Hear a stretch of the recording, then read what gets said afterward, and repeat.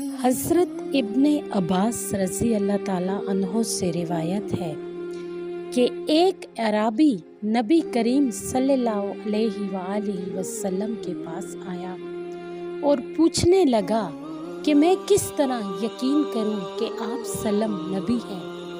آپ سلم نے فرمایا کہ اگر میں کھجور کے اس درخت کے اس گوشے کو بلاؤں تو وہ گواہی دے گا کہ میں اللہ کا رسول ہوں۔ چنانچہ آپ سلم نے اسے بلایا تو وہ گوشہ درخت سے ٹوٹ کر آپ سلم کے سامنے گر گیا۔